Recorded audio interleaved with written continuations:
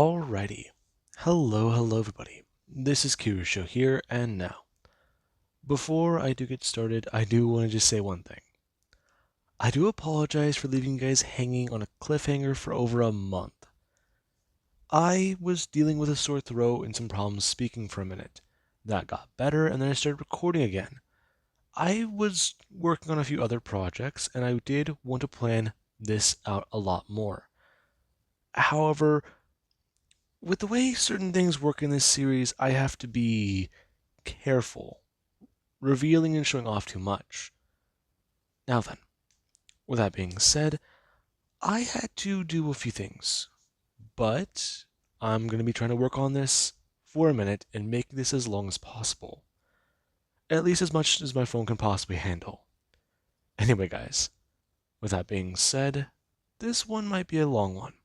So sit back, grab something, and enjoy. Now let us begin. We will start with Izuku and his group at UA. Deku, after he recovered the pit, he underwent a new transformation, where his appearance changed and he discovered a lot about the inner workings of those things. He was spending time trying to get accustomed to his new abilities, how his body feels, the way his power feels inside him. He battled off against 6, and All Might, he could not take it any longer. After everything that has happened to him, after what he's seen, what he's witnessed, he could not do it. He came to Izuku to chat. However, Deku, whenever he chatted with All Might, the man was quite surprised to see how Deku has changed, what he turned into, and what he was currently doing at that time. Whenever he told Deku he wanted to go out in a blaze of glory, one last ride, take the fight to All for One, Deku did not deny him. He understood. The two had a little heart-to-heart at All Might, learned a little bit more about what happened to him, and he was a little horrified. Deku has been through a lot, and he kept going. He's lost friends, loved ones, everything that connects him to the old world. He had to bury a friend after he thought she... It was a long story. She infected him, and that's how he turned into what he is today.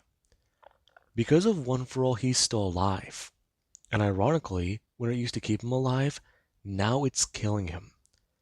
And Deku, he had Tamaki lead people towards the dam to safety, since UA will be attacked if All Might does head out. And they prepared. People were evacuated, and right now, things were getting a little bit more dicey for the heroes. Or I guess I should say, our survivors. Now, Deku, he edited All Might's quirk to give him less time. He'll be able to draw out a little bit more power. But in the sacrifice of his life, it's all going to come crashing down anyway, so let him go out with one big boom. He went to go confront All For One, and the group, they stayed at UA waiting for disaster to strike. And that happened whenever Gigantomachia came rising out of the ground, and he was massive. It also happened when portals formed overhead and people came flying out of them. Zombies, smart zombies alike, and there was even Ryuko, the dragon hero. And when we last left off, we had Izuku, who charged directly into Gigantomachia with a punch ready. Now, let us get started. The group, they all do sit there. Deku, he's flying towards Gigantomachia, and everyone, they do start to look around. There are zombies beginning to move, but that does come to a sudden stop. And Nedre, she did see Deku flying towards the man. However, the next second, all there was a mighty gust of wind and people trying to brace themselves. The loud, thunderous boom. And Gigantomachia, he went staggering backwards. Him nearly going airborne, as right now he does go flying a few feet backwards as he does go smashing into the ground. the ground shaking and rumbling under his massive size. And people, they start to look at their combatants, some former heroes among the crowd, and that it does catch a lot of attention, as a man does come walking out and he does begin to emit a noise, vibrating inside of his throat as he does get ready.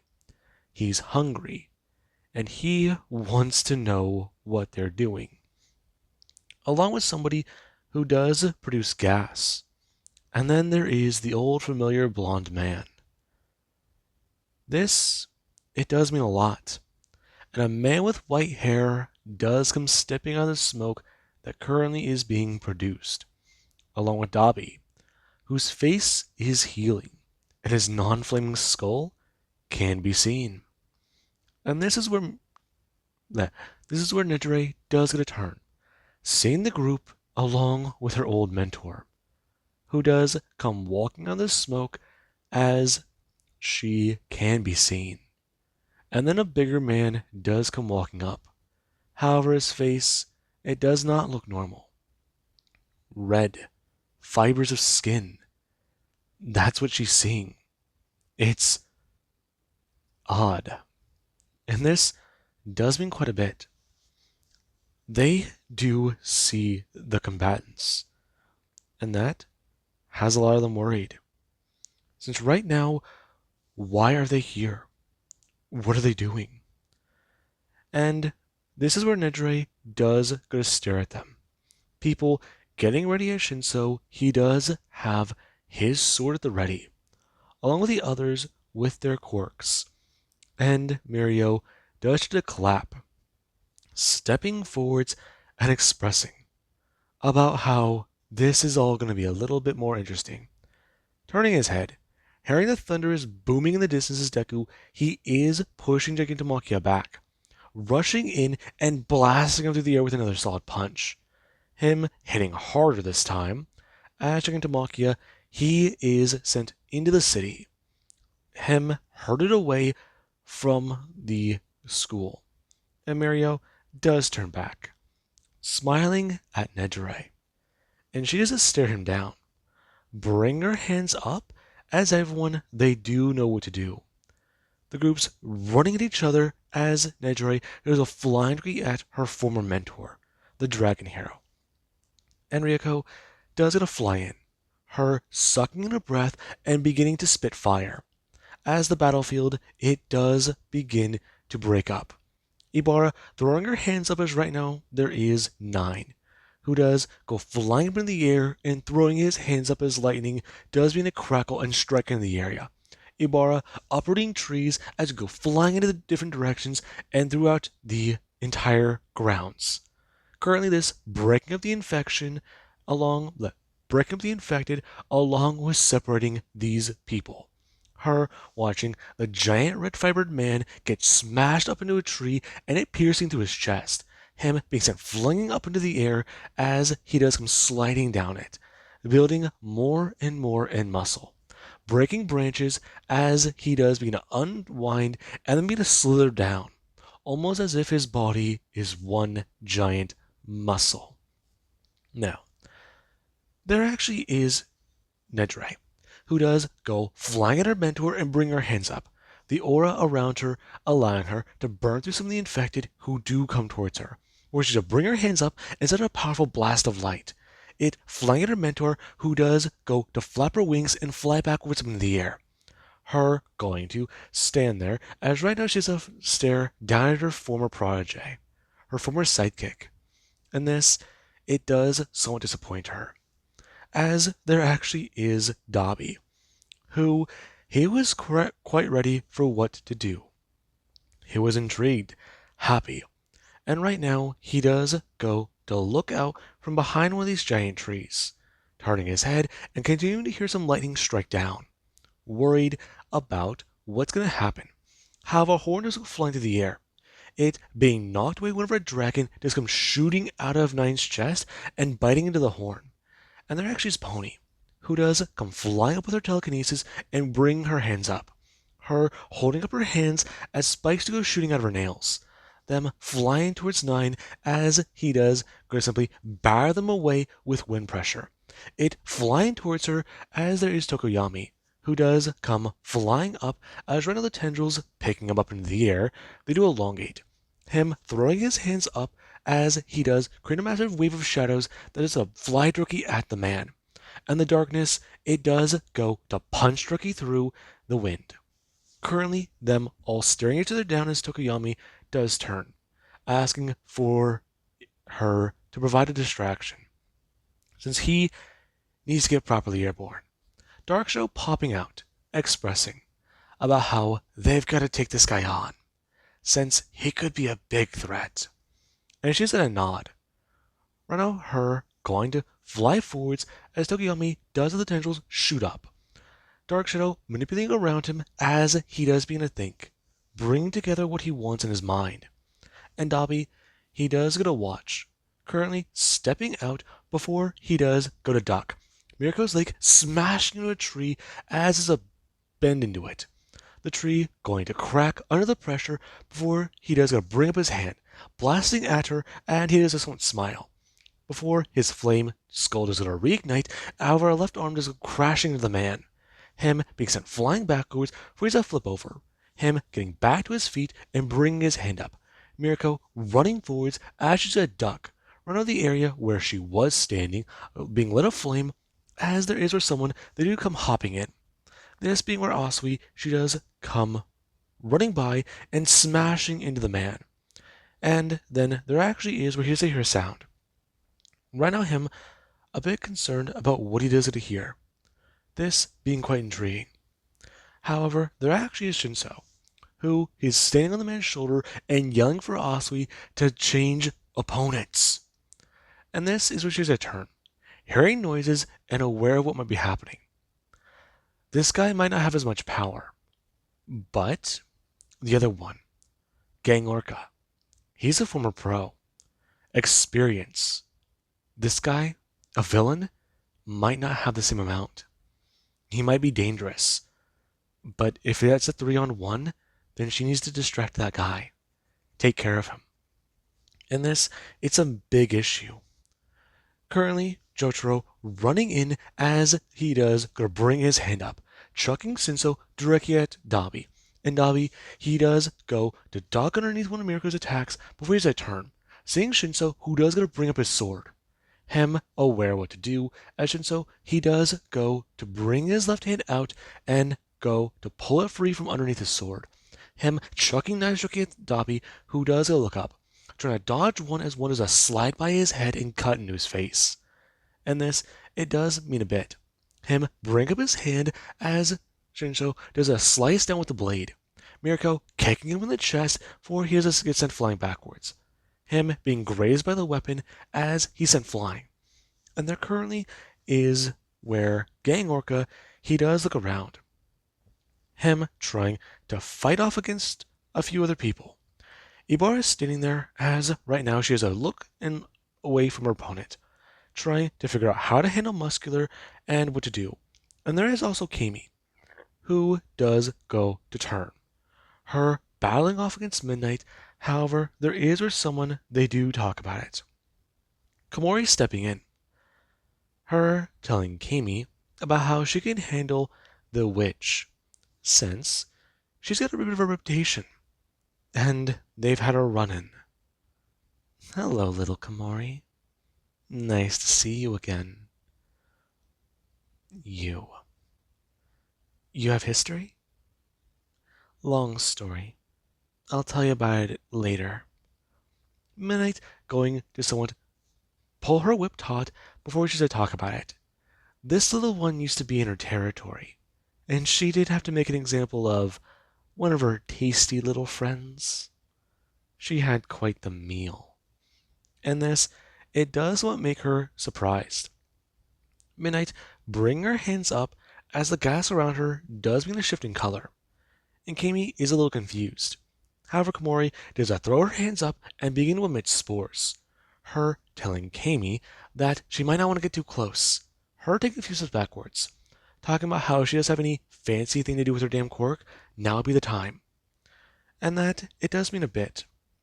Right now, Kimi bring her hands up as the smoke around them does begin to shift and change. Right now, her creating a gas mask and talking about how these could do the trick. And this does mean a lot. Right now, her turning, asking for anything else as there is Muscular, who quickly is trying to rush through this oncoming barrage. Ibarra is sitting at him. Right now, her having her giant titans running towards Muscular. Her having them stab down directly in. And this giant wall of muscle, it does continue to barrage forwards. It taking the attacks as some, they don't even pierce through its flesh, the fibers being far too thick. Breaking its contact, and Muscular is swiping his right arm, him cracking through the tree titans as he does go to throw out his other arm. It going to crack through the others. And the several tendrils that are dragging him across the ground, they do begin to look up. One of them shifting and taking the shape of a man. And he does go to emit what could pass for a grin with his teeth. And she does it to watch on. Before Ibarra does go to bring her hands up in vines, they do begin to shoot from the ground. Her going to begin to have the flowers bloom. And Muscular is highly confused. However, there is with the pellets, they do begin to pollinate quite a bit. And the man is a bit more surprised. Before Ibarra does go to do one thing. She does sprout a tree. And over the man as I turn, there is where it is pulled by the vines and a stab and smash directly into Muscular. Before the tree, there's a pop and create a spark. And the thorns do go blasting out all around the man. Him being caught in a massive boom as Ibarra does go to stand there. Right on her looking around and seeing that the seeds, they do just start battering their way into the school walls. Her highly concerned by what they could do, but aware that the titans these will create will definitely be quite good. Watching them begin to sprout and smiling on. However, she's going to turn her head highly concerned. As right now up in the air, she can hear the lightning crackling down, turning and seeing the light blast in the distance, indicating that Nejire might be having some difficulty with her former mentor. And there is currently Mirio. Mirio, he would have been all too happy to be involved, all too happy to attack. However, right now, there's one little problem. He's facing off against a little birdie with some acid in reserve. And the giant creature that does go to stand around her, it does go to move. Right over her, covered in this massive amount of goo, as it is to harden. It going to begin to look around as she's covering the area in the massive amount of acid, highly corrosive and burning into the ground. And Mario, he does go to jump up, him shooting out of the ground as he does go to look around, him looking for any place to land that's nearby. Anything he can do, turn the ground intangible or turn the acid intangible. Grab that thing, burn, however, bury it into the ground. Take her out. She's the biggest threat to his current host. After that, he needs to find a way to jump. Find a way to get into another body. All for one's well aware that right now, this host, its power is not significant enough. However, one is, but they're not currently on the battlefield. Now, we do cut back over to Deku, who he does go to throw his hands out and batter them in a gigantomachia. The massive 50-meter tall creature going to roar out before he does get sent careening through multiple buildings. Him ripping through them as he does get pushed down the road. And Deku, he does continue to fly forwards, smashing his left hand in and going to pound his fist directly into the giant creature's chest. The giant creature, bringing its arm up his Deku, he does gonna fly backwards, bring his hands up and locking the creature's body in place. Before Deku, he does gonna fly forwards and power up a 100% smash, sending it directly in the creature's chest as Gigantomachia does take the blow. Him going to take the attack and slide backwards, still frozen in place. And Deku, he does go to throw his hands up and fly forwards. him at high speeds before he is going to grab onto himself and rip himself backwards, stopping all momentum as time does go to stop. And Deku, he does pull back his fist, him sending 100% smashes directly into Gigantomachia. Right now, him going to do a lot. And whenever he does send out what he thinks is his 20th smash, he does have time unpause. And their ears to the ground is a shake under the thunderous boom that does get caused, as Deku's watch ground crack open and begin to shake. Buildings toppling over at Gigantomachia is sent careening backwards and going airborne, flying through the entire city street, ripping the thing apart. And we do actually have back over at the pit, where All Might, he has been working hard. Him going to stand there. As he does look around, the creatures here are hungry, but they fear what he is, what runs through his veins, the blood in them, along with the blood that does taint this ground. And All For One does stand there, All Might cracking with a little bit more lightning than before. And All For One does express to the man, currently having his entire left side beginning to heal, along with part of his face begin to regenerate. It morphing back out and around the part of the exposed brain he punched as much as possible. Watching as a tendril, it does go to rip itself free of the man's skull, it embedding into the others that do connect to his body. And All For One does get to fully look back up and smile, expressing to All Might. Does he really think that All Might rushing forwards, All For One going to duck as he does a dodge the attack, and the tendrils, they are severed. The man turning and flying up in the air, bring up one of his hands and going to send out a massive air blast. Him bracing his arm as the pressure is blasted out. It ripping through the flesh-like ground as All Might does a turn. Him going to throw a smash. As he does so, he does go to punch the wall of air pressure and gets it flying backwards. Him sliding for bringing his left arm down. Him going to rush forwards back to his feet as All Might, he does go running. And All For One, he does begin to throw these attacks with the left and right hook. Him sending the air pressure flying multiple times. All Might rushing forwards and punching through them, slowing him down as he does a smash with his right fist, sliding backwards 2 feet, smash with his left arm, sliding backwards 2 feet, him leaping up into the air and blasting out as much as possible, before he does a fly directly at All For One and smash his fists together. The man going to feel the thunder slap as he does go to feel it rip through his body, the air pressure slicing like a blade directly down the middle. All For One going to split down into 2. And All Might, he does throw his hands out, throwing them down, smashing All For One into the ground.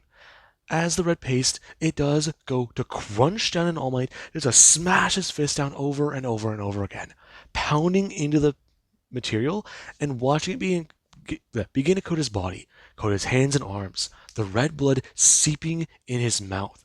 And this, it does mean a lot. Feeling All For One in the back of his mind, however, quickly pushing him down. He doesn't care, smashing over and over and over again, the pile shooting up a tendril directly in All Might's throat.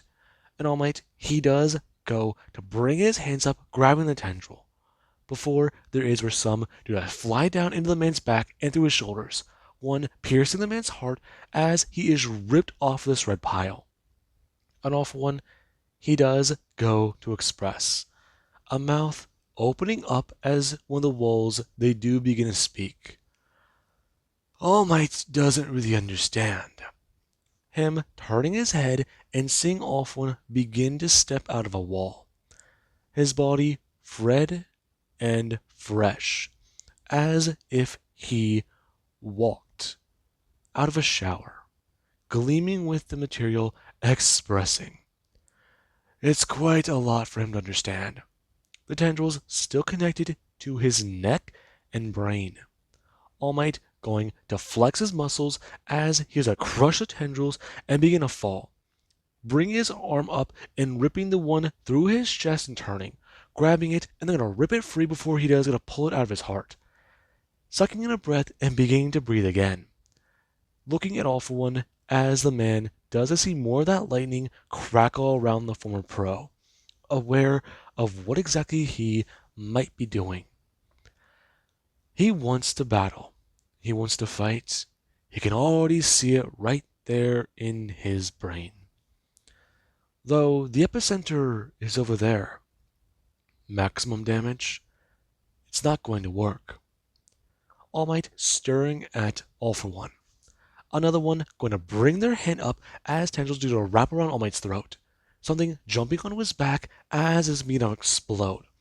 All Might flying towards the ground as he does go scurry up onto his feet and rush at All For One, uppercutting him as his head it does go to be sent flying.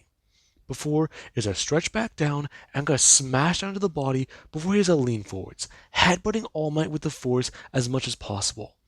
All Might being sent flying backwards with the bloody nose, his feet dragging across the ground before he does go to flip, smashing his feet down and then rush forwards as much as possible.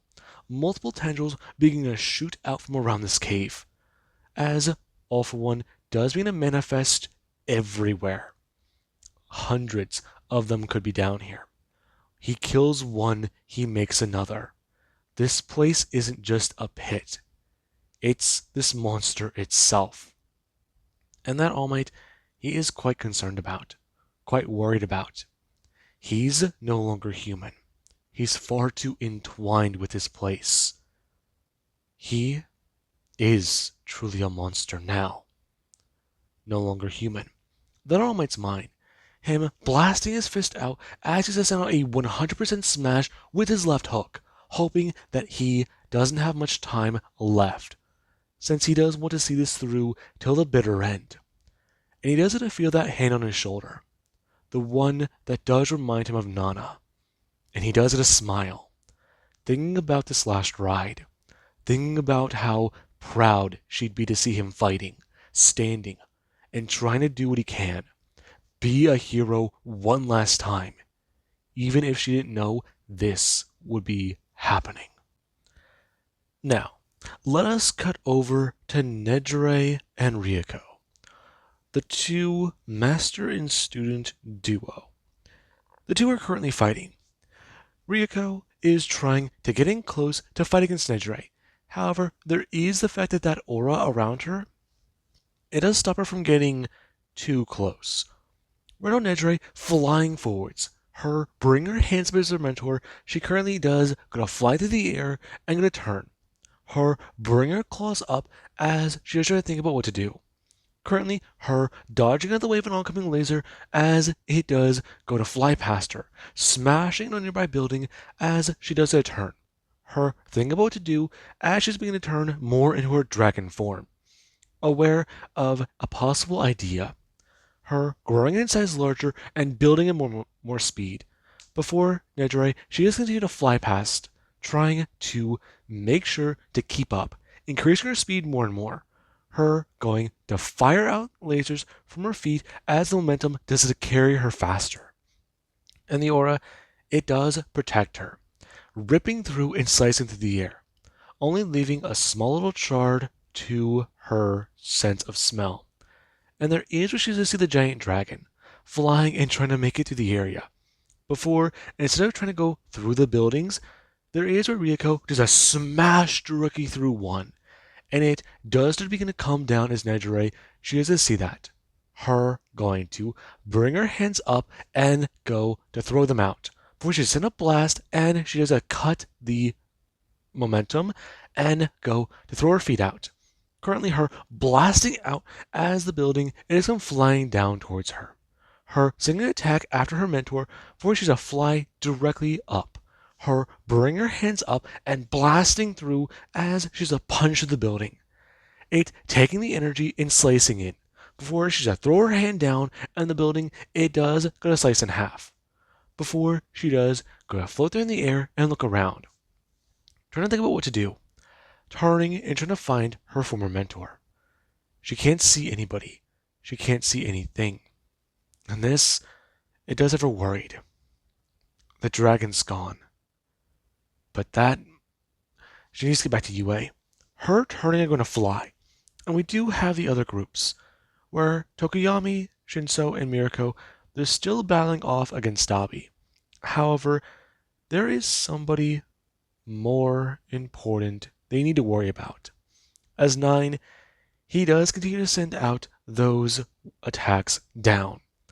It does begin to rain, and the man does send down the thunder, blasting it down onto the battlefield and trying to attack we can. However, there is actually Pony, who does come flying up as she's a blast out more of the spikes from her fingers and gonna fly around. 9 turning his head as he does, gonna send a laser out towards her. Her shifting around and going to evade the attack. As one of the Hydras, they do to come out. Currently, them going to clash with Dark Shadow as the creature, it does come flying by. The massive raven that does go to send out its claws and talons, slashing out towards 9. Him having the Hydra bite through one of the wings as it does begin to break up around and try and claw its way into the Hydra's head. It's going to shoot out more and more as the creatures, they do go to sprout from 9 like a giant tail. And he does go to float there, aware as to what he should do, aware of what he might need to do. And this definitely does mean quite a lot. Now, 9, he does go to turn, looking back towards Pony as she does go to fire out more, bringing his hand up and creating a wall that does protect him from her attacks. And there is where Tokoyami, he does come flying back around, coming back in as he does a blast himself forwards and a blast out darkness directly at 9. Who does go to bring up an air wall, and the attack does a bounce off, it redirecting around before the darkness is a coil around and gonna move past the wall, flying forwards as 9 does have to duck, manipulating his head around, and a Hydra does go from around it to protect him, as if it's like scale armor. Now, this is where Nedre does come flying in, her seeing 9 before she does blast herself forwards and go to throw her hands up. Her blasting on a beam of light as there is where 9 does a turn. Him taking the attack to one of his arms as it is a slice into the muscle and bone. Him bringing his hand up and creating a bubble that does a point in her direction. It beginning to turn into an octagon. Before it does begin to create multiple around him and seal him off into a giant bubble. Now, did I say circle or bubble? Whatever. Anyways. Now, this is where Nidre does come flying up, asking if they've seen the hero, her flying around 9 and blasting on her power. And this is where Tokoyami does tell her no, he hasn't, though they have a bigger problem. This one has multiple. Seriously? Yeah, he does. Currently, this finger pony does come flying up, her saying in far better Japanese about how he can attack a lot. He's got a laser, he's got dragons, the bubble, and he can control the freaking weather. How are they supposed to fight this guy? Hell, the one Izuku's facing has some other quirks too, doesn't he? I don't know. Izuku? A little busy. Deku blasting his hand up. And right now there is where Gigantomachia, he does throw his hand down, trying to crush tiny little Deku. And Deku does throw his hands out his black whip, does it form around him as armor. Him holding back Gigantomachia's massive arm as he does go lean forwards and try to reinforce the ground around him. Him using his abilities to reinforce it and keep himself steady. Before he does begin to bring his teeth up and coat them in black whip, slicing Doki into and stabbing into Gigantomachia's flesh, feeling blood begin to pool into his mouth. And Deku, he does go to use Overhaul to attempt to rip into Gigantomachia's flesh. And the man, he does go to bring his hand back as Deku is pulled into the air, smashing his hand down and shaking the ground, bringing his other hand up and smashing it down into Deku. And currently, Jignomiya, he does begin to throw his hands up and smash him down into Deku. And Deku, he does communicate to Nejire and everybody else about how they need to all be careful, cover each other. Deku reaching out with his mind, his body bouncing off the ground as his eyes, they are to remain focused. Him going to reach out as Jignomiya's massive hand to smash him directly through past the sewer, past the deepest part of any part of a man-made structure. Deku sitting in his giant crater. Before Jignomiya does to pull his hand away and see the little creature underneath him. Deku's leg twisted. Before it does go to twist back around thanks to Black Whip and go to sit back in a place. As Tamaki, he does go to turn. Feeling Deku calling him in his mind and hearing the damn voice tell him what to do. Get back to UA and help. They are in danger, and all hands on deck are required. And Tamaki, he does understand this. People, they're still funneling into the dam. Deku, he got humans here. He got people here. I mean, he has a plan. I'm going to turn, looking towards the city. But after everything he's heard, he's not so damn sure. Getting involved here, now, could cause a lot of people to lose their lives. Putting trust in him is hard, but he can give him back his best friend, give him back his sunshine, give him back his Mirio. They can be together again, all three of them. He won't let Mirio down. He will bring back his friend. Him going to have wings shoot from his back as Tamaki, he does begin to flap them. Before there is where Endeavor does a run up and bring his hand up, yelling at Tamaki about how he needs to take him back. You'll get in the way. Tamaki, take me back. I can help. Him looking, and people do to look around at him. And Endeavor, he has a turn, yelling about how they all need to help. He's Endeavor. He was a pro hero, and will make them here know that he needs them to trust him. Right now, they need to help. What can we do? Endeavor turned to a man. Before he doesn't express, all of them are useless without their damn powers. They're as good as dead. They can feel that, can't they? The ground shaking a little bit as people, they do try to reinforce themselves. And someone, they return staring at a puddle that formed, watching the water shaking in its little crevasse. And this has them worried. If those strikes get any stronger, then it's going to get bad. It's going to get really, really bad.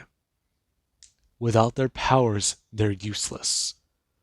And Tamaki does get a turn, expressing about how then let him have them. And everyone, they just stare. The crowd of hundreds of people looking at him before he does express. If they don't want their abilities, all he needs is to consume them. People looking at him horrified. But Tamaki does bring his hands up. Someone rushing at him with a knife before he's a turn. Them stabbing him directly in the chest before he does go look up and make contact with their eyes. And they do stare at him horrified. As he does bring his hands up, grabbing their hands and going to slowly pull the knife free. It clattering to the ground as Tamaki does let go, telling them about how all he needs is a drop of blood. He's not going to harm them, not going to infect them. Him looking around at the crowd, informing them. He doesn't trust Izuku Midoriya. He's apprehensive, but he has not been a bad leader. He promised to get him back his friend, and as far as he knows, he is in better control of the city than All for One. All for One would use them as puppets in food.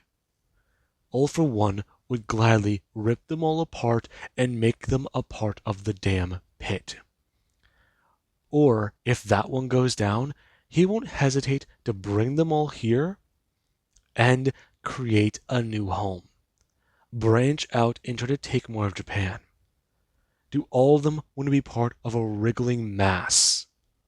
An endeavor does a turn, trying to encourage everybody. All they need to do is help. All they need to do is fight their own way with their own power. This boy is giving them a chance. If everyone does a little, they can do a lot. And Endeavor does that turn. Him bringing his hand up and going to express. He wants to be a part of the action. Pulling his sleeve back and telling Tamaki, take as much blood as he needs. And Tamaki does look down, informing the hero, that's not necessary. All he needs is just a drop. In Endeavor, he does understand. Bring his hand up and going to slice into his wrist.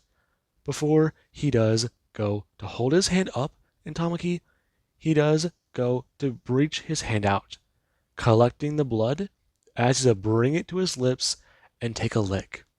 And whenever Tamaki's eyes and face do get covered in flames, people do begin to watch on. Him going to feel the quirk resonate with him. And people, they do begin to gather around. Those willing to fight for their home. And Tamaki, he does have quite the crowd gathered for him. Those who believe this is their way to fight. Reclaim their old city. And keep this world with people in it. Now, let us currently cut back over to our fight with Dabi. We went over him a little bit earlier, but we didn't specify too much about what's going on. Dabi, he currently is on the back foot. Jotaro, the giant man with the ape ability, he is rushing forwards. Currently, him in human form as he does have great speed behind him. His muscles bulging and the hair on his skin, it has currently been burned. And Dabi, he does bring his hands up. Currently, the man being covered in flames, he does grow in size. The flames dispersing as the pressure around the transformation, it does get to display more of the giant beast. Him throwing his hand down and smashing into Dabi. Before he is sent flying backwards, and he does try to stop himself, covering himself in flames and moving himself forwards. However, all he is met with is with another giant monkey arm smashing into him before there actually is Mirako, who does go to come flying over the man, and then she has to do one thing. Smashing down forwards onto the ground on all fours before she has to leap backwards. Her kicking off the man's chest and gonna rush at Dabi. Before she has to grab the man by the throat and her fingers do to grab onto him. Beginning to burn, she has to smash him in the ground and bring her fist up, smashing Dabi across the face before he has to bring his powers up, blasting her with fire in the chest as it is a spew out of her back. Her going to reach down and bite in the side of his face before she does try to do what she can. Her going to growl out as her teeth do to dig near the eye socket. Her bring her claws up and smashing them into his chest before she does grab something and she does going to be sent flying backwards. Her right now going to collapse and fumble to the ground as she does hold the unbeating heart of Dabi. Him going to get onto his feet and begin to rush in. Before there actually is so, who does come from the side and rushing in, yelling for Dabi to look out! Him turning and setting shit, where he's a freeze, and there actually is where he does get sliced. Him taking the attack to the leg as he does go to fumble forwards. His eyes still blinking, Shinso does get a turn. Swing back the sword around as Dabi, he does go to take a slash directly in his left arm. The bone going to be ripped clean as there is where the left hand and forearm does get sent flying down. Currently, Dobby gonna regain consciousness before he's gonna turn, bring up his good hand and blasting out at Shinso, who does gonna take the attack but throw his sword out, it smashing into Dobby as Mirko does come rushing in. Her kicking him in the chest before bringing her hand up, grabbing the sword and then going to jump backwards out of the man, who does go to feel the blade shoot up into his collarbone and towards his esophagus. However, where his heart would have been, that would have hurt. And there is where he does go to still stand there, smiling and laughing. His wounds starting to close as Mirko does get a turn, whistling out and going to toss the blade towards the ground. Before Shinso, he does go to bend down and grab the weapon, turning and going for his arm, talking about how he would want to keep this, right? Funny you. Him bring up the bloody stump, talking about how he can work with a little less. And this is where Jotaro does begin to rush forwards, and the three very physical combatants usually take on Dobby, who is not faring as well as he would like. Now, let's cut over to Gang Orca, because I don't believe I've covered that battle just quite yet. We do have the man, large, massive, and quite the hungry killer, who he is wondering about exactly what to do. He's been facing off against Asui, Fatgum, and Toga, and they have caused quite the little bit of a stir. Quite interesting for him to fight, take on, see what he can do. Now, there is where Gang Orca does bring his hands up, sending out the vibrating attacks that do go to emit with a massive pulse. And this sound does reverberate through the ears of a lot of people nearby. However, it is going to quickly fade as the attacks do to rip up the ground and they do go forwards. And Asui, she does currently leap over one of the attacks and come flying down. Before Fatgum, he does come running in from the side, and there currently is Toga, whose body is covered in a strange looking material as she come from the side. Currently, this being where she does go to throw her hands up in her arms, due to shoot out into tendrils. Them rush into Gang Orca, who does get a turn, blasting at her as there is where Asui does come crashing down with the attack. Her fingers going to break as the bones due to emit and turn to claws. Her going to stab down into Gang Orca's flesh before wrapping her tongue directly around the man's throat. And Gang Orca, he does go to wail out with a sound that doesn't hurt her ears. And there is Fatgum, who does go to step in and send out his spear attack, throwing a punch and hitting Gang Orca directly in the chest. The attack shooting through him before the force go crashing behind him and smashing into the forest Ibarra created against Muscular. And this, it does mean a bit. The attack continuing further as Gang Orca, he does go to throw his head down, chomping down and trying to grab into Fatgum's head. Fatgum bringing his hands up and uppercutting into the jaw of Gang Orca. Gang Orca taking the blow before Asui, she does get to feel the attack punch and into her. It hitting her in the chest before there is Toga, who does come rushing in and going to stab her way into the man's back, her reaching up and smashing into the man's ribs, before she does have two extra arms break out and begin to emit into her. Emit from her shoulders and into Gang Orca's shoulders. That's where I got confused. Now, this does mean quite a bit. Gang Orca having the three very close to him as there is where Fatgum, he does begin to unload his attacks directly into Gang Orca, sending a left and a right over and over again. Him taking the blows before he does emit a giant sonic pulse that does go to reverberate from everywhere, pushing his opponents off of him. Right now, Fatgum going to feel his skin tear and rip away from him, being sent 25 feet away as Asui and Toga, they're forced backwards. Currently, Toga being crashing down 10 feet away as her body is in better condition. This armor material she made from her body doing quite well, but Asui does lay there on the ground with a hole in her chest and with a lot of damage piled on. She can hardly hear, and right now her tongue, it does go to travel its way back into her mouth as she's gonna look up. Her going to turn and talk about how she injected him with poison.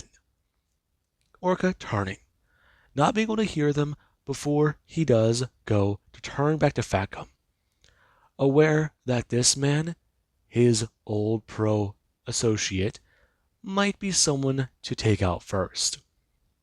Take out them, then worry about the youngsters who never learned the lessons they needed to in a situation like this. And I'm going to smile before he has to open his mouth and send out a sonic blast. Right now, Facum throwing out his fist and punching into the attack, the air pressure dispersing around him as he's to watch it shoot around. Before he has to rush forwards and leap off. Him leaping off with some of that force and flying faster than Orca predicted.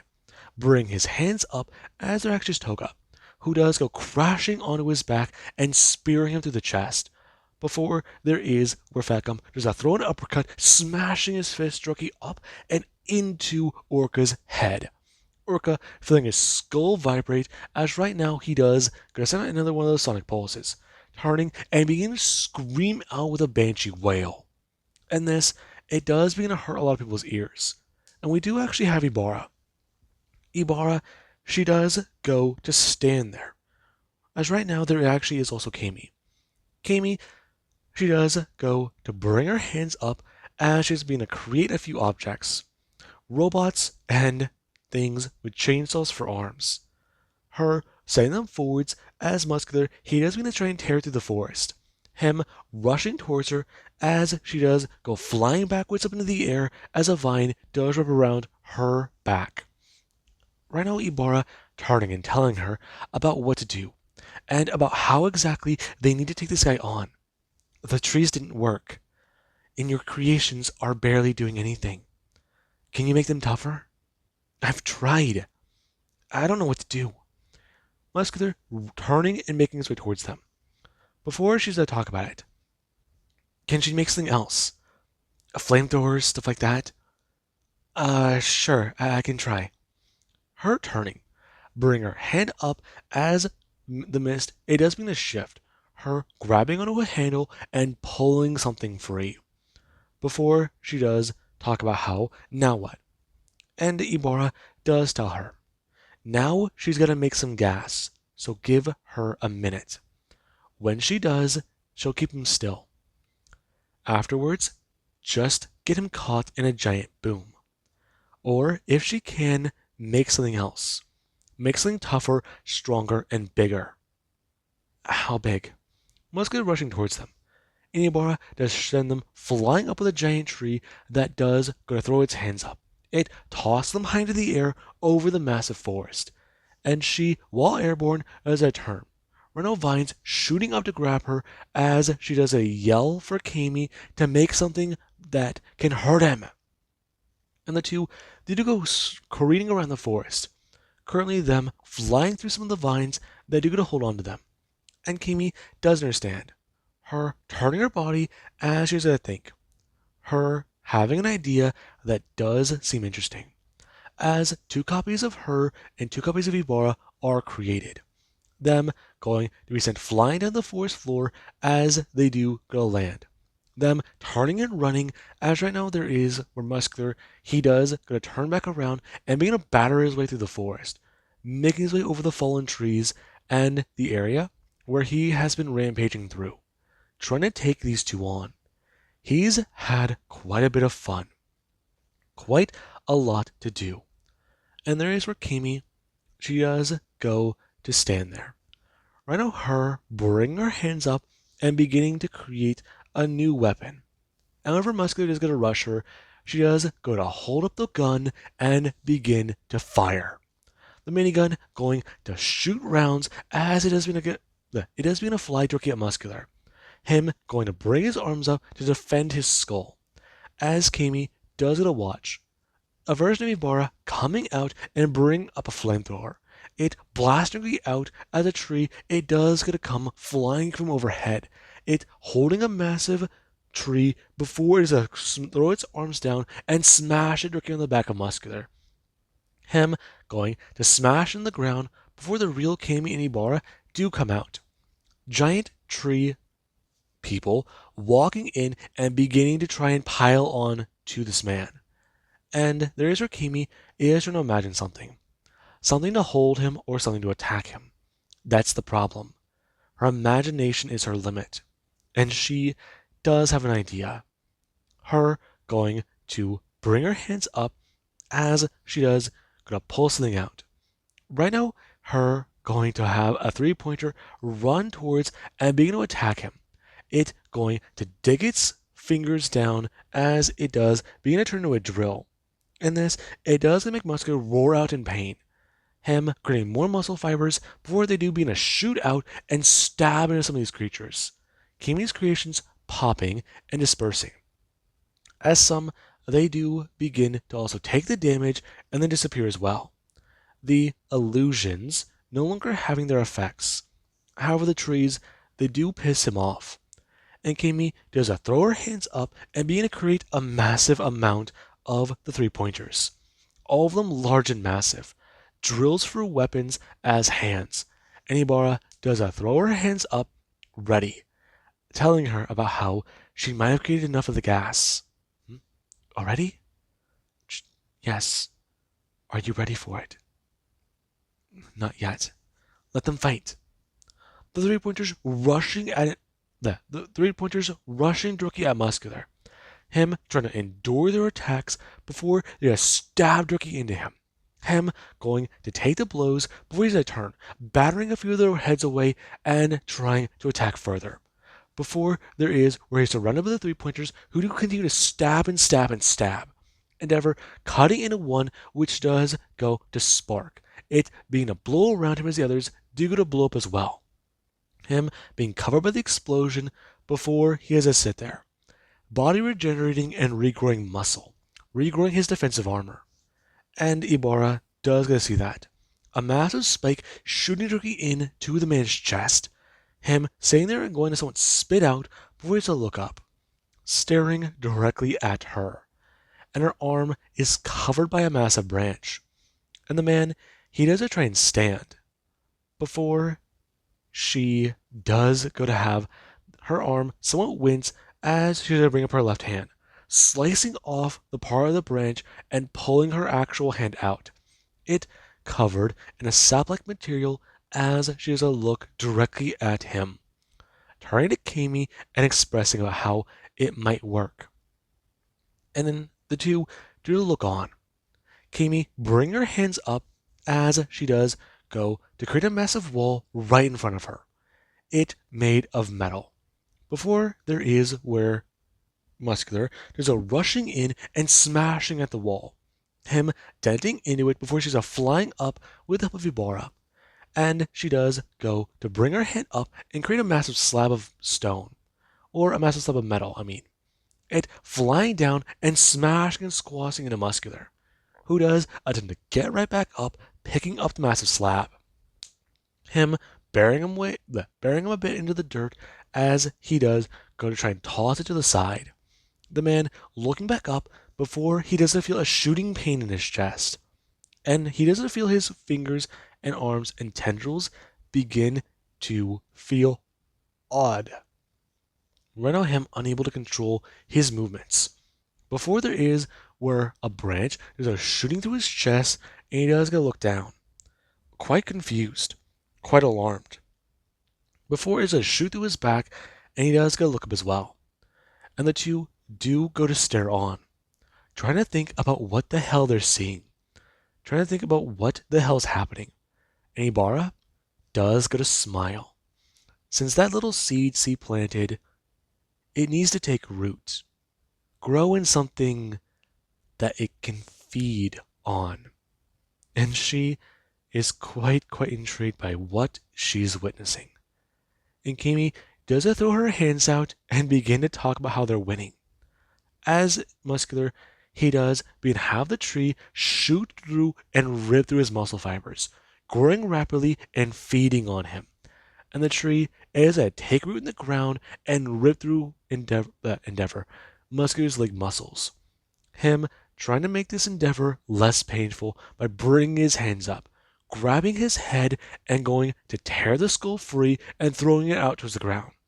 As the body is picked up and ripped into by the tree, it spewing blood as it does going to sit there impaled. And the two do go to look down, watching the skull that is going to roll across the ground. It going to begin to have tendrils shoot out, and they do go to pick the skull up.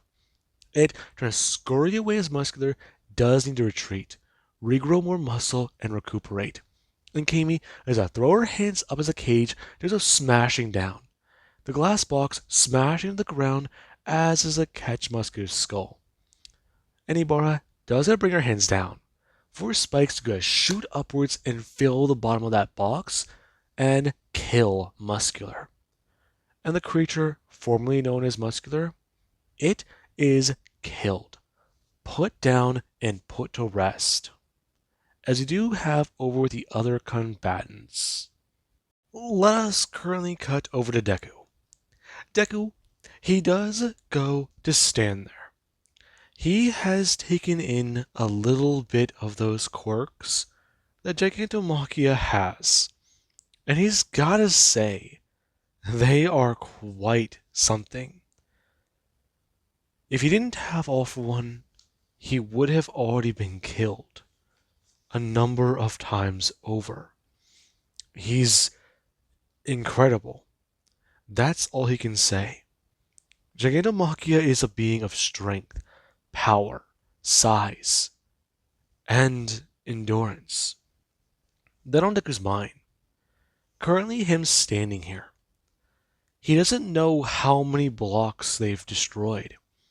He doesn't know anything about how long they've been fighting. All he knows is this guy can take a damn punch, and everything he's thrown at him has done a lot. Deku bringing his hands up and thinking about it. Him growing a little bit in size as Deku does go from a little under 6 foot to about 8 feet tall, wondering about how much harder he should throw a punch, if he can channel more power. And this, it is whenever someone does try to tell him, One for All is a fire he can pull from. It requires more. He can definitely throw that damn punch, but what it can do is up to him. And that Deku does hear about. Now, Gigantomachia, he does get to get off the ground. Currently, him going to look at the twisted arm he does have. From whenever Deku, he tried to use Overhaul on him, and it began to rip through his flesh. Currently, the giant beast charging Deku. And this is whenever Deku, he does have Danger Sense go off, blurting into his head, and he has a look through the eyes of one of his companions, well aware that they are in danger, that they are going to die, that they are going to be harmed. And Deku does look at Gigantomachia, the massive creature rushing him. He needs to be ready, be willing to sacrifice. This is a war. And Deku does go to try and think. Tamaki. He's going to come back in and fight. He knows he is. He's going to jump in. He might be able to save them. No. He will. He will save them. If this is that future, then he can bet on it. But if it's not, maybe. This is in his mind. And he is worried. He needs to kill Gigantomachia. And Deku, he does have One for All spark around him. The air beginning to catch fire. As the lightning, it does turn into a fiery aura. And this Deku does a look up with it pouring down his eyes like fire. And Deku, he does get to step off and disappear. And the ground, it does begin to shake with an immense amount of force. as Deku does throw his hands out and go to smash them into Gigantomachia. And the world, they might have heard that sound. They felt that shake. As Gigantomachia is hit with 1,000,000% of One for All. Him being sent crashing backwards and flying across the city. Him cutting through many buildings, many areas, many places, and crashing down somewhere Deku can't see. And Izuku, he does go to collapse to the ground for a minute, as right now his body, it does feel the recoil from that attack. Currently Deku laying there as his muscles, they're popping one by one, and he does feel blood pouring into his eyes. He feels hard to breathe, and his regeneration, it's beginning to fix him. However, Deku, he does go to bring up what remains of his arms. And while the muscles do begin to regrow, Deku, he does look down at his legs, watching as everything below the joints disappeared. And this is when for Deku, he does go to pick himself up into the air and begin to fly. However, we do have somewhere far away. Setsuna, she sat there. She was taking care of their son. And she was worried. When they arrived at Chitsuki's bunker, they didn't find anybody. There was clear evidence of people being here. And a lot of supplies, they might have been taken. This place has supplies for years. They don't know how much are here, how much have been gone through, but they know that Chitsuki took a lot. And from investigating around the area, they can survive here, almost indefinitely. And whenever the ground did begin to shake, she felt scared, clutching onto their son and trying to stay calm. And there was where Todoroki, he came running in, trying to figure out what's causing this earthquake. And we do even have farther, where Bakugo and Kendo, the two were still driving. However, when the ground began to shake, Bakugo, he had to stop the damn car, worried about what was going on, worried about everything. And there was even All Might, who even underneath the city, he felt the massive shaking Deku caused. He felt it all. He thought the world itself was ending. Again. This time with a massive shaking quake. And the water, it did begin to recede, before it does go further, further, and further, for it to start coming back towards the land. And Izuku, he was already flying up in the air whenever that happened. Right now, us cutting over to a group of people, where we do have Deku's allies, who they are currently still engaging against 9, Pony and Tokoyami. The two, they do continue their battle, keeping Deku's words in mind, aware as to what's happening. They're aware of the dangers. Right now, Tokoyami blasting out with his attacks as Nejire does continue to blast out with hers. And 9 is still encased in his bubble. Right now, a spot opening up as a Hydra does a shoot out and move around, it going directly for Nejire as it does to chomp out at her. Her blasting backwards and firing directly into this beast's mouth. Pony firing out and bringing her own hand up. Her trying to rip the area around and away, as there is where it doesn't going to move. The giant ball, quote unquote, that 9's encased in has not budged. And Dark Shadow, he does go flying in, bringing his hands up and creating massive arms due to smash directly into this creation. It not moving. And the man does a bring his hand up as a spot is open, and he does a blast on a massive tornado. It ripping through and attacking Tokoyami, who does try to gain his bearing with his wings, regain his bearing with anything. And there is where laser does a shoot out, it taking off one of the wings and cutting through the man's hand, screaming out in a bit of pain before he does to correct his position and posture, going to turn and go to fly back in. Right now him going on the attack, and 9 as being to focus his attacks directly at him. And there is currently Deku, who he does need to go flying in and save his friends, save his allies. Seeing the dragon hero flying into the battlefield, and this Deku does a stare at. Watching her morph and change in size as Tokoyami, he does go to batter into the shield that he created. And 9 does it a smile. Before there is where Pony as a throw her hands up and gonna try and twist one of the wings to the dragon hero. Her blasting out the spikes as she does it a watch on. And the dragon hero does a chomp directly into the ball that has 9. And she does go to begin chomping down on Tokoyami. Him going to feel the knives smash into him, feel the giant creature's teeth rip into his flesh. And whenever Dark Shadow does get to try and force the jaws open, 9 is at a turn, bringing his hand up as the spot is to open, blasting out as the dragon hero does a roar out in pain over Tokoyami, does it take a blast directly to the head. Him going to fall limp as Dark Shadow screams out.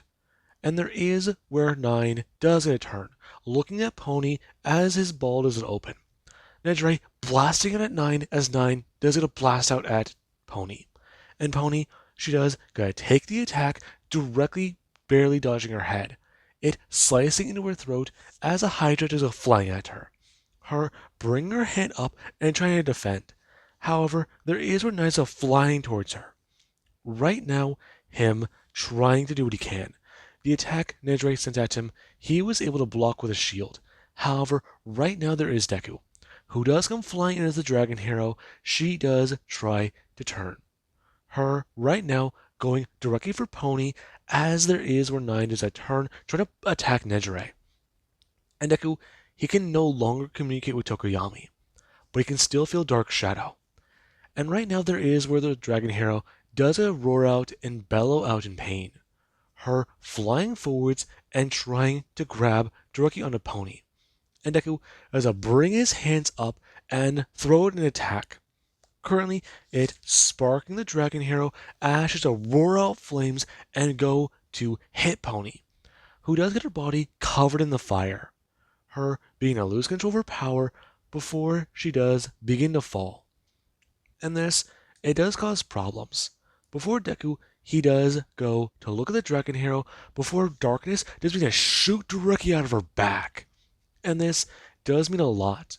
Right now, this being where the dragon hero does mean to fall from the sky. Her wings no longer operational. And Tokoyami, he does go to get sent crawling out with Dark Shadow, who does mean to grow further and further in size. Him screaming out in the agony that was Tokoyami's death, roaring out in pain since he can feel that death approaching him. He has minutes to live, seconds even. He does not know how long, but he will dedicate every single one of those seconds to killing the man who murdered his best friend, his goddamn brother. And Dark Shadow does roar out with animalistic fury directly all towards Ryuko and 9. Right now, him going to tear through her back and slice through the top of her head. Before Deku, he does go to throw his hands up and begin to emit the black clouds. Covering the skies right now, Dark Shadow, he does go to roar out with more power, and he does go to shoot out the darkness. People looking up at the sky is going to go black, hearing the animalistic screeching of Dark Shadow, who does go crashing into the ground and begin to tear up the area. And there is where Deku does it reach out, asking Dark Shadow what's happening, what's going on, what's wrong, and nothing can be heard. All that can be heard is the simple sound of those growls, all he can reach.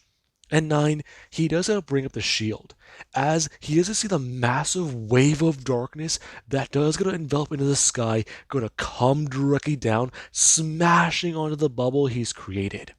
And this is a break. 9 being sent flying down before he's a crash in the ground, getting back up and blasting out his beams directly at Dark Shadow, who does that take the attacks and then you get enveloped into the darkness, fading away as the Hydras do come up. and Dark Shadow does a crashing down with full force into 9. And Nine's Hydras, they do get a break up. Them reaching out and beginning to try and envelop back into Tokoyami, tear into whatever it can find. However, you can't harm a shadow. You can't kill a shadow. You can grab it. But he is not a shadow. He's become untethered, and he is enraged. And this is where 9, he does go to feel the full force of darkness begin to tear into his body. It ripping and tearing through his muscles before it is finally rip and tear through his body, through his skull, and into his brain. His body being ripped to shreds as Tokoyami, he can be seen as barely a part of this creature anymore. Still with the same visage, but Dark Shadow is mad. His body going to be sent crashing to the ground for it's pulverized by Dark Shadow. And Deku, he does go to pull back the clouds as Tokoyami is exposed to direct sunlight. Dark Shadow not anywhere near sanity anymore. And Edre does a blast her hands out directly at their former ally. Since right now, while this is good, he took down one of their bad guys. Though they can't find Pony. Whenever Deku's reach out and try to find her mind, he can't find it. And this, it does tell him one thing. They lost 2. Deku going to turn, still able to feel Dark Shadow. And he can feel that fear creep in, feel that doubt. Him flying down and going to crash down, walking over quickly and going to bend down, inspecting what remains of Tokoyami. Half his head blown away, and barely what could be considered parts, stitched together by shadows. And Dark Shadow clutches onto him, growing smaller, telling him, "It's gonna be okay. They'll get him fixed. He'll come back. He will come back." Him turning to Deku, and Deku does look at the problem. It's quite apparent. And Dark Shadow is rapidly beginning to shrink. Before Deku, he does quickly move over, bending down and holding out his hand, telling Dark Shadow he needs to let go. No, no, he can come back. You came back. He can come back. We all can. We all can. Can't we? Can't we? Him saying weakly, and Deku does hold his hands out closer. And Dark Shadow, he does that turn looking at his brother, looking at his best friend, the person he spent his entire life with, scared, uncertain. He's always had the thought about what would happen if this happened. Would he live? Would he die? But he can feel death creeping in on him. It's scary, unnatural. Doesn't feel right. And he does that turn. Deku bringing his hand closer as Dark Shadow does go to wrap around Deku's little finger. And Deku, he does go to feel Dark Shadow beginning to climb up onto his hand. As Deku does hear that voice in his head. And he does talk about it. When this is all over, they'll bury him. They'll give him a proper grave. Though he doesn't need to end here. And Dark Shadow, he does go to thank Deku, since he's still terrified. And Izuku, he does try to coil him in what he thinks. Try to let his determination outweigh that fear. Kill that doubt Dark Shadow does have.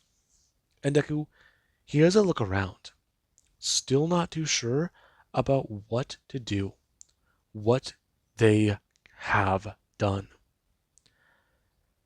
He is well aware that right now, they have time before Gigantomachia gets back here, if he didn't kill him with those attacks.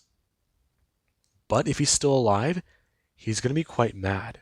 He's going to be quite angry. But they do have other combatants they need to take down. Although Deku, he's more worried about the pit. The pit is boom. the ground beginning to shake, the ground beginning to tear. And this is where Deku does turn his head, and he doesn't see a bright flashing in the distance. Before the shockwave does come towards UA, and everyone, they just sort of brace themselves. But there was All Might, who just before the blast, he could feel it. He wasn't alone. He heard Nana's voice in his head, telling him how proud she was that he gets to kill All for One and make sure he goes down. Now, with that being said, let's cut a little ways back before the blast happened. Back over with Komori and Miss Midnight. The two, they currently are engaged in their own little battle. Komori, she was well aware that Miss Midnight was quite the person whenever she was roaming around the city and trying to do what she could. She survived human for a little bit of time before this happened to her. And right now, she's allowed her spores, them making their way out as mushrooms do begin to grow, some with multitudes of effects. And Midnight does not send out her gas, her even sending out her whip as she tries to attack Komori. And this, it does mean quite a bit. Midnight going on the offensive as Komori, she does go to rush in. Her going to bring her hands up and blast her spores. And when Midnight does a suck in her breath, she is quite alarmed. Her going to recoil backwards whenever the spores do get into her lungs. Quite surprised as she does go to breathe out and then go to somewhat laugh. Her feeling this roaring pain in her chest as she does rush forwards, making way towards Komori and going to throw her whip, slashing at her. Before Komori does get to feel the pain blister through her skin, her rushing forwards and going to fight. Now, this is where Midnight does a rush in to attack. Her going to take a blow from Komori as she does bring the whip up. Her going to dodge out of the way as Komori does a turn. Bring her hand up as the whip is wrapped around her shoulder and she is yanked forwards. Midnight grabbing her hand out and smashing her in the throat. Before she does go to wrap it around Komori's neck and go to begin to pull. Her yelling out about how this is so easy. And she's quite disappointed. And Komori does struggle to breathe, feeling this gas in her lungs, trying to think, trying to gain more control. Her mask is cracked, and she can feel it, though it does have her worried. Midnight should know she's not fully human, and this won't kill her. So what does she intend to do? How does she intend to harm her? And Midnight, she had a multitude of ideas, ways it could go down, how a lot of things can happen. And she spent quite a little bit of time experimenting, testing, have a little bit of a new toy to test this new gas on, see what it could do, watch the effects. And there actually was Komori, who, no matter how many spores she put in the air, no matter what she told Midnight to do, she didn't do it. However, even after Midnight began to tear into her and see what her flesh tasted like, things still didn't seem to work. However, there was a slight bit of life, recognition, horror in her own face. And Komori, she thought that she saw remorse, saw fear, saw life behind those cold, dead eyes of hers. And this, it had her confused. She never saw remorse behind those eyes before. Never heard of it behind eyes like that before. And it had her worried. It had her concerned. Before vines, they do go to shoot out and wrap around Midnight's neck.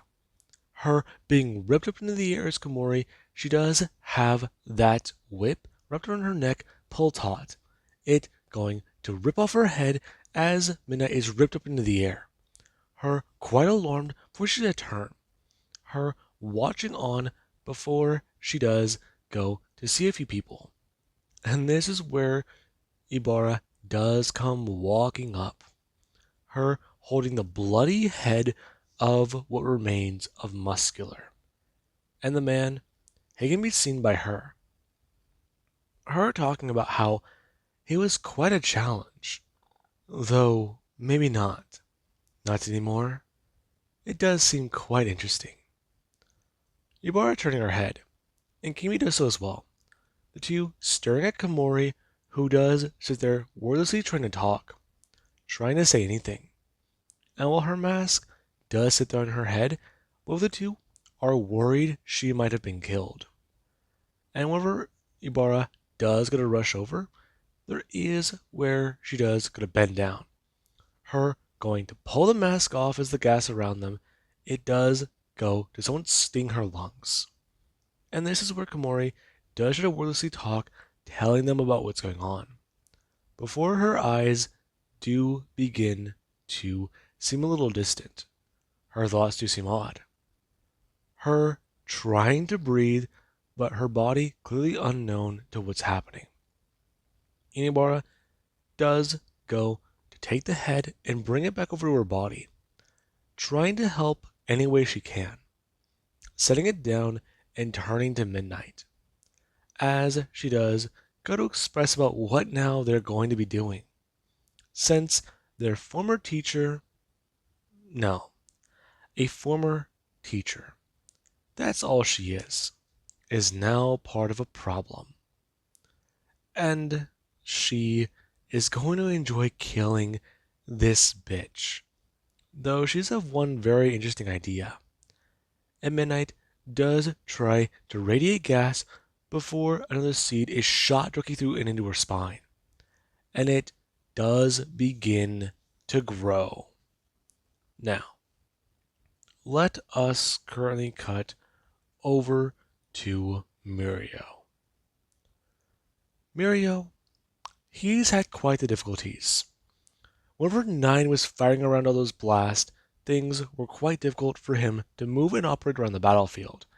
And with Mina covering everything in acid, trying to keep on the offense, not allowing him on defense, he was annoyed. He just knew things were bad. Knew he couldn't fight like this. And there is where Mirio, he does come rushing in. Him shooting out of the ground and moving forwards, throwing his hands out and trying to think. Right now him going to move forwards and currently smash into the mech. Before he does go to feel his arms beginning to burn, and they do go to bury through, turning them intangible as he does go to reach in. Him turning solid before he does feel his arms burning and he does to squirm them around. Him feeling the immense amount of pressure inside this somewhat solid surface. Before he does feel acid burn into one of his hands, him ripping backwards and going to turn intangible, falling back into the ground. Before he does turn solid and shoot back up, looking around. And off one is trying to think about how to figure this out. How to get around this game she's playing. How to fight her when she's hiding. And that's the biggest problem he's having. That's the biggest problem he can find. He's taken out a leg, but it comes back. He takes out an arm, it comes back. Taking out that damn mech is the hardest part. And this is something that does go through his head. Currently, him going to continue being intangible before he does go to shoot back into the ground. Him flying back up and flinging his body backwards, trying to get out of the area Mina has covered in so much acid. And Mina does get a turn. This water-like creature beginning to move as should I make it softer. It going to slither around like a giant slime on a surface. Currently, this creature moving forwards and with surprising speed. And Mirio, where he does come flying out of the ground, he does begin to see through this creature. And Mina does go to move, holding her hands out and spraying acid more. Currently, Mirio going to have a shot go directly through him and be unfazed, before he does go to turn back solid and go to smash into the ground, phasing through it and going to jump back up. His body carrying the momentum as he's going to move fast, quickly spinning and landing and crashing to the ground, turning as he has to grab something and go to turn intangible. Falling to the ground as Mina does look around, her quite worried for what it could have been, since she sees parts of the zombies and the infected all around. She sees bones. She sees flesh, some that have been eaten. And she's a turn looking at one of the giant creatures that do sit at UA, one that Mirio already killed during their fight. And she doesn't know. Right now, that is one of her quite now alarmed. Feeling something shoot through her as Mirio's arm is solid. Him going to pull back as he does, gonna rip through and through the mech. Her turning as Mirio, he doesn't fall back down. Feeling this pain in her gut as the acid surrounding her should have eaten straight through him. And Mirio, he does feel the pain resonate through his body as he has come shooting back up. Right now, him covered in burns and clear patches that do show the flesh did take damage. However, it doesn't matter whenever he only needs a second to attack. He only needs less. And that does worry her. Before she sees something in his hand and he does a shoot back down to the ground. Predator and prey quickly beginning to switch, since he's going on the offensive. And he got through her slime. Though there was something in his hand. This is on her mind. And Mina is quite worried. Now, while Mina is trying to face off against Mirio, she is trying to think, figure this out. He has powers. He can attack her. And that's one of the last things that do go through her head. Before Mirio, she does go see him. Her looking down is going to come flying in. Before he does a turn solid and begin to slow down, bring his hands up as he does a turn intangible and carry that momentum again. Moving fast as Mina does try to bring her hands up to blast. The moment she does, the bone Mirio is holding is going to go straight through her head, and he does going to turn solid. It phasing into her brain and taking her out. Amina's body immediately does going to go limp. The slime losing form as she's to fall to the ground. And Mirio, he does go to smile, since he was able to win his little battle. And that does mean a lot, since now he does need to move on. His allies are in danger, turning his head and trying to reach out, trying to see where they are, wondering if he should call for Kirigiri. No, he shouldn't. Kirigiri will bring him in when things are desperate. That's what he'll do. Though saying things are desperate now, he definitely does need the pit. He definitely does need to do quite a lot there. And this, it does go straight through his mind. Now, Mirio, or I'm sorry, All for One, does go to phase into the ground, looking for someone to kill, since his new target still has not yet arrived. And we do have over with Dabi, Shinso, Mirio, and Jorota. The three are still fighting, going back and forth over and over. And Shinso, he does just sit here with fire damage covering his torso, aware of the burns that do singe through his flesh. Worried, concerned, it's not doing good.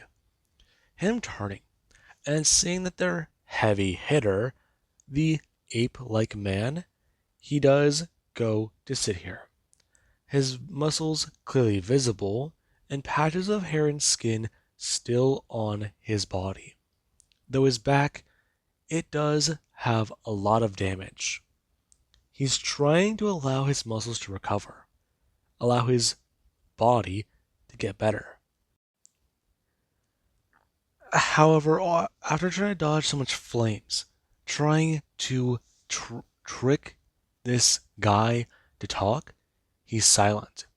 He's angry. He's mad. He clearly wants to say something, but he can't. And that does piss him off, especially with the fact that it's a 3 versus 1. And standing next to him, there is Mirako, who currently does stand there with a lot of her body missing. He's not sure. Maybe it's 50%? However, she looks strung out. Her muscles are exposed, and a good portion of her face has been burned off. No more hair. Part of her skull and her face there invisible. Along the fact that one of her arms, he's not even sure how she's able to lift it. There's not even a hand there anymore. And his sword, it is the only thing he does have. Aware that right now, he's trying to focus all he can on being someone for offense. But if he takes a direct blast like what Mirako has, things might be a little different. Sure, he can take on the attack, but for how long? Not on his mind, as currently he does a turn, him rushing Dobby with immense speed. And Dobby, he doesn't turn his attention. Before he does, go blast a wall of flame and throw his hand out, dodging the attack from Mirako before he's a fly backwards covered in fire. And this is where Shinso does a twist his foot, him feeling something pop, where he's a leap off and rush in, slashing away before there is where Dobby's a bring his hand up. Jotaro rushing forwards and smashing into Dobby. Dobby hitting directly in to Shinso as the two are both sent flying. And Jotaro, he does go rushing forwards. Currently, him looking at Dobby before Dobby does a spin rolling across the ground. Shinso scurrying to his feet and going to get his weapon. Rushing over before Jotaro, he does a turn, bringing his hands up and smash them directly into Dobby's body. Dobby taking the attacks and beginning to feel a massive amount of pain before he does go to get bombarded by Mirako, who does go to smash down and going to jab what remains of her wrist directly into his face. The sharpened bone going to pierce through one of his eyes before Shinso does get to stand there.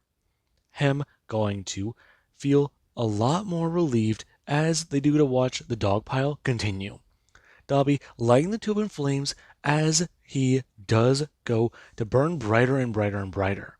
And Shinso, he does watch this, yelling for the two to pull back. But the two do stay silent, fairly ripping into Dobby. Before he does go to send a massive amount of fire that says send the two flying.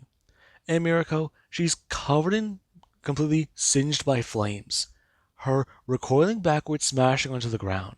And Jotaro, he is burning very bright, and Dobby is covered by the aura of flames. Shinso, stirring on as he does, somewhat go to move slumpily.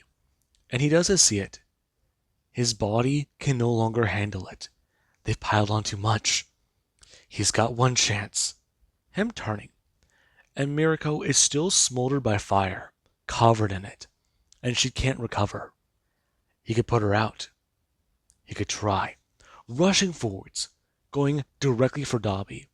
Before he does go rushing in and Dobby does a turn, bringing his hands up and going to blast out one final attack directly into Shinso. And Shinso does take the attack before his strike does not land true. It slicing into Dobby's head, but not as deep as he wanted to. Him taking the attack to the side, as Shinso, he does feel his muscles burning. Him collapsing to the ground as his blade, it does sit there still in his burning hands, trying to recover, regain his composure, scream out and yell out at Dobby. Do what he can. Try to rip and tear into his mind. And Dobby, he does a stop, standing there for a minute and looking down. And his eyes, they're no longer there. Glazed over. Shinso's still burning. Before the fire around him, it does begin to stop. However, he does sit here going to recoil and feel this amount of pain. Not sure how he's still alive. If he were human, this would have killed him long ago. But what he is now, it hasn't. Though his muscles are screaming at him, his lungs are begging for air, and his eyes, they're fuzzy. He can't see. He can't do anything. Looking up towards Dobby. However, Dobby, he does go to follow one last command from Shinso to take his own life. And that does go to happen. Dobby bringing his own hands up and getting ready to fire, bringing his hands to the side of his head as a portal is to open, him falling through and going somewhere. And Shinso, he does try to climb to his feet, grabbing his sword as he's to fall over slumpily, turning and seeing that Jotaro and Mirako are still burning, and both of them no longer show signs of possible movement. Him trying to climb to his feet with force, remembering his old mentor, Stain, the words he would speak, tell him, climb to his damn feet and endure. This is his fucking survival. And those words do bring him to his feet. Him running over to Rota and trying to find what's going on. And the massive ape man is currently somewhat dazed, possibly unconscious. However, when he does a turn, he does get to see Mirako, whose skull does continue to blaze a glory. Him running over and trying to find anything from her. However, whenever he does try to shake her awake, shake her conscious, she does go limp in his arms. This, telling him quite simply, she might have passed. However, she went out in combat. She went out swinging. And that's the only thing he think she would have loved to do. And that idea, it does somewhat bring a grin to his face, knowing they might have won. Though that still has him concerned. But let's cut back over to our other 3v1. Asui, Fatgum, and Toga against Gang Orca. And the Orca, he is having quite the time, quite the difficulties. The three, they are very powerful, but with his abilities, he can take on Fatgum. Toga and Asui, though, they have been slowly bringing down his endurance, bringing down his ability to react. And that has been a bit. Though, right now that it is going to start changing. As, while the battle does still continue on and Fatgum does show obvious signs of fatigue, is Asui and Toga. Toga is in far better condition. Her quote-unquote armor, her shapeshifting ability, has given her a way to fight back. However, there's also the fact that Asui, she's dealing with a lot more rattling damage than Toga. She's slowed down the most. She's their weak link, along with Fatgum than Toga. And right now, Gang Orca needs to find an opening to attack. Find an opening to take them out. And currently there is where the boom does go off. Everyone turning as a blast does begin to come their direction. And this, it does mean a bit. They felt the rattling and heard that roar. But now this. It's perfect. Everyone's attention divided. And over the shockwave to smash into their location, Fatgum, Gang Orca, Asui, and Toga each go flying. all of them trying to figure out what to do, where to go. And this does mean quite a lot, as there is our gang orca does climb to his feet and look around, along with Toga, who does go to try and shake this off, her climbing to her feet and trying to listen. Her ears are still rattled from that damn whale. But this does mean quite a bit. She needs to find him. Her eyes hidden behind the metal-like material she created from her body. Her ears are ringing. She can't hear anything, but she can see clear as day. It might be a bunch of dust and debris that was kicked up, but UA is still standing. This school is still here. And right now that does mean a lot. Her feeling the vibrations in the ground as she does go to move forwards. Her morphing on all fours before she's a leap directly at what she thinks is Gang Orca. Her tacking the man to the ground and going to bring her claws up. Her mouth beginning to morph into sharpened teeth. Her looking down and seeing his flesh. Before she had clamp her jaws down and begin to tear. Tendrils shooting from her stomach directly through and into Gang Orca. And the man, he does to try and send out this attack again. Him sending a burst of sound in every direction, dispersing the debris around them. And she does see him clear as day. However, when she's going to pull back her teeth and go to bring her claws up, digging them in the back of the man's skull, she does go to find the hardened bone. Her, right now, holding on as she does, going to wrap her body around the man and go to shoot a spike directly from her chest, it ripping through and impaling the man. Before she does bring her claws up and the sharpened talons do begin to shoot into the side of the man's head. Her digging them deeper and growing them larger, as they do find the gap in his jaw and split it, moving up, up, and further along. And this does mean a bit, getting Orca climbing to his feet and revealing fat gum underneath him. And she does go to turn quickly and see that. And Oswey does come running out. Her going to rush at the two and going to see Fat Gum. Her wailing out a sound neither of them can hear. For she's a lunge and attack, and Orca, he does gonna rip the sound waves directly in her direction. Them going to smash into her as the man does gonna rush forwards. Him turning and smashing into one of the walls to the UA school and hitting Toga directly into it, stomping over and crushing Asui. And Toga, she does go to bring one of her hands up and smash the claws in the Gang Orca's eye, before the claws will elongate and shoot into his brain. Her feeling the man go limp in her grasp as he is fall to the ground, and she does a stand up, roaring out and wailing in victory. Before she's a turn, making her way over and checking Asui. And whenever she has to see her, she has to see that her head was caved in. And she does somewhat still twitch with what might be life, bending down and trying to see if her ally is still here, is still in the realm of the living. Though she's not. And this confirmation, it does have her distraught, turning and going to see that Fat Gum still has not moved. Nothing has happened.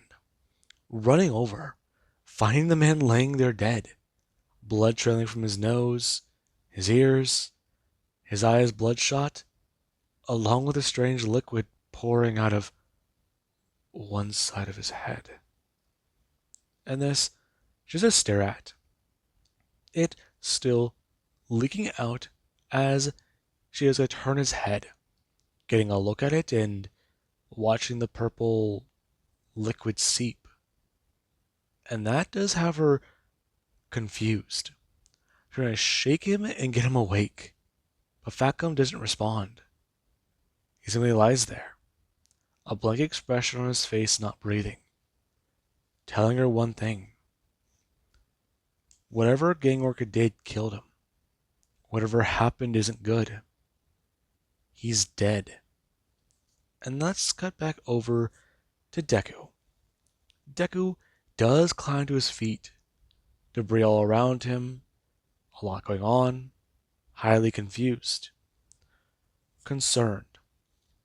He doesn't know what the hell just happened.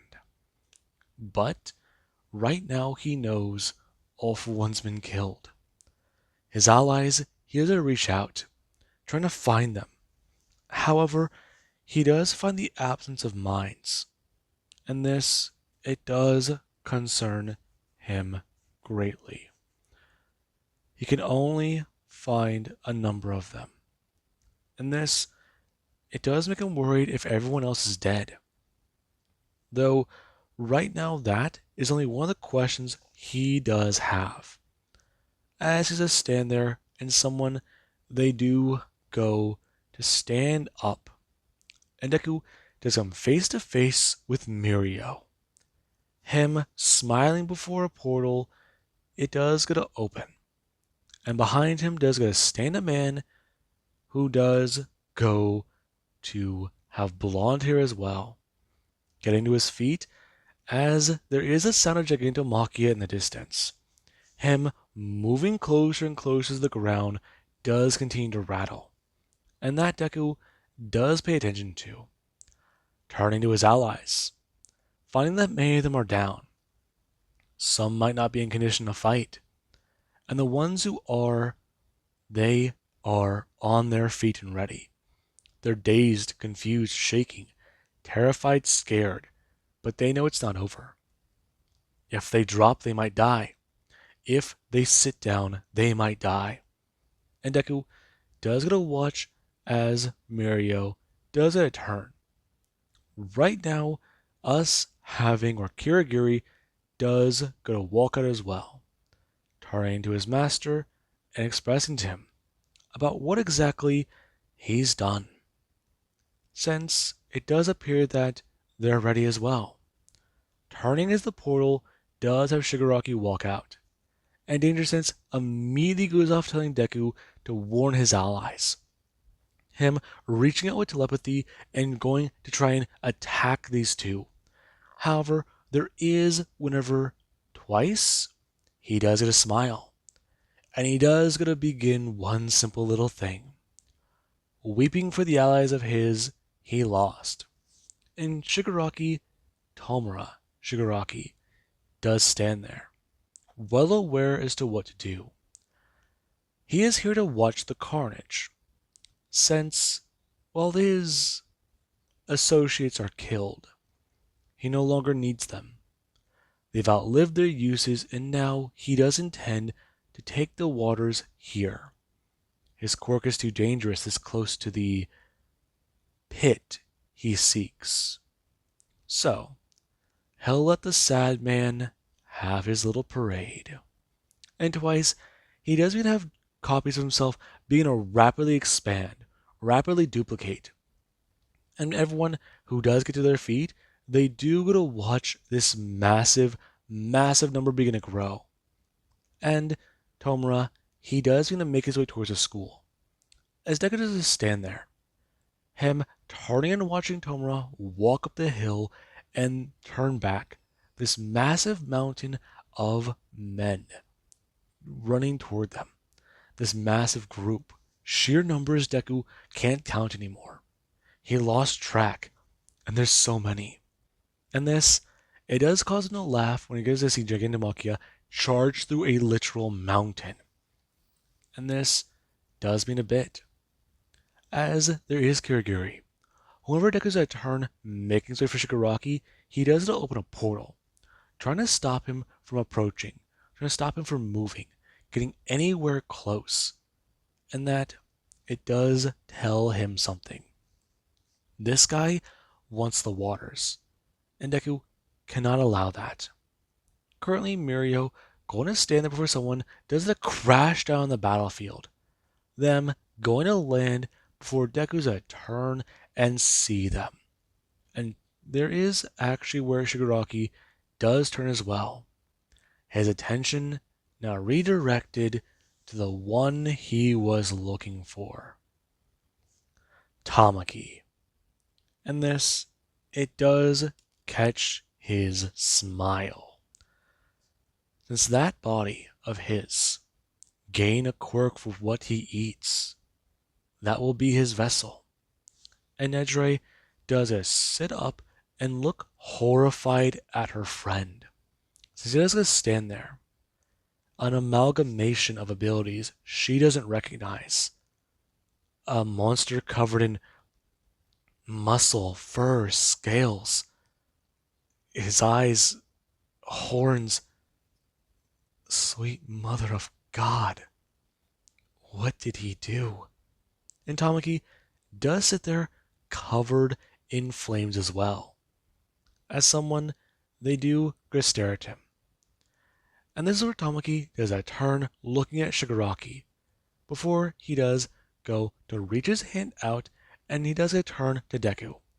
Deku currently trying to fly around as the portals do continue to open.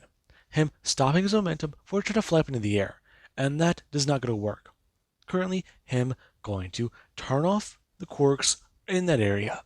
And whenever Deku does once the portals close, he does not fall to the ground. Currently, Deku screaming out in pain as his collapse, his body writhing in agony. And Tamaki, he does turn his head quite confused, not sure what the hell's happening. And Deku, he does sit back up, roaring out in pain and animalistic fury, where he does turn and go to rush the nearest person, him running to get at a twice clone, and tearing it to shreds with nothing but his bare hands. Tamaki turning and looking towards Shigaraki, and Shigaraki does go bring his hands up looking at them, watching as they do begin to break down and melt, turning to Deku quite confused, before he does close his hands in a fist and open them. And this does mean a bit. However, there is currently Deku, whose mind has been sent into an animalistic fury, and his allies, they do try to get back onto their feet and attack what they can. But there is currently Nedre, who, when she does try to blast out at these twice clones who just don't stop coming at them, she does a turn, seeing Mirio and going to stare at him. Before he does step forwards, trying to inform her as to what he wants to talk with her about. And Shigaraki does sit there smiling, all for one well aware. He can watch this, have it go according to what the traitor told him. He looked into his abilities. He saw quite a lot. Though now time is on his side. He gets to see through to the very end. And that does mean a lot. As right now a vine is a shoot Rookie up and smash into his head. It attempted to kill him before Shigaraki, he does have a decay against his skin. Turning and going to look, as this wooden spike does go to break off. Him turning and going to stare, wondering what that would have done. And Ibara does just stand there staring on. Her bringing her hands up, as right now she does move backwards. Shigaraki bringing his hand out and touching down to the ground. The area beginning to shoot out and break apart. And there actually is Deku, who he does a rush at the twice clones. Before he does feel an area of decay gonna hit his foot. It shooting up his danger sense does draw his attention back in. Deku looking down his dark shadow, it immediately does slice Deku in half in his upper torso, doesn't even fly up into the air. It warning him about what is happening. Since Tamaki looked at him, that he lost his shit. Could he not hear him screaming? And Deku does tell him no. And that does confuse him.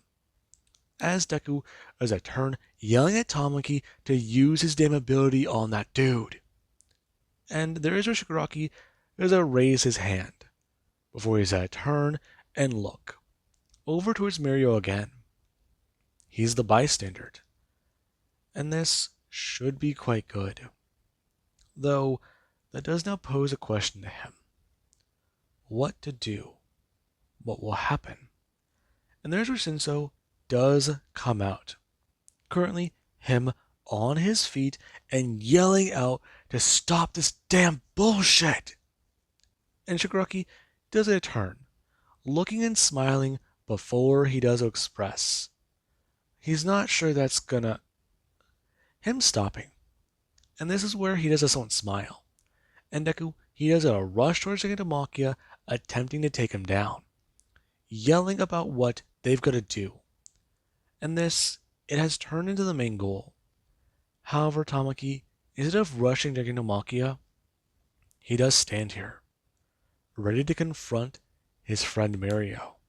And Nejire does sit here as well, worried about their friend. She should be attacking, but she can't. He just sits there, smiling at the both of them. And Deku, he is trying to tell what remaining allies he has alive about what to do. Kami is making robots, and they are attacking, ripping apart and taking out the clones.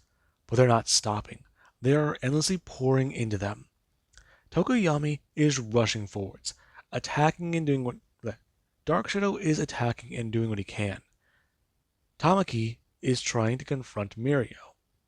And Shinso, he's currently putting all his mental strength into stopping Shigaraki, as he does feel a little bit of pushback from that. And Toga, she does get to her feet, her attempting to do what she can, trying to make sure she can fight. And whenever she does get to see these invaders, she does get to jump back into the action. And with that being said, Mirio does begin to stroll towards his friends, the ones he remembers from the day the infection broke out. Now, I do hope you guys enjoyed and have an amazing day. I'll catch you guys on the next one. I'm ending this recording here because my phone is going to die very soon. And right now, this being the longest video on my channel that I would like to continue, my throat is sore and it is very late. Have a good one, guys.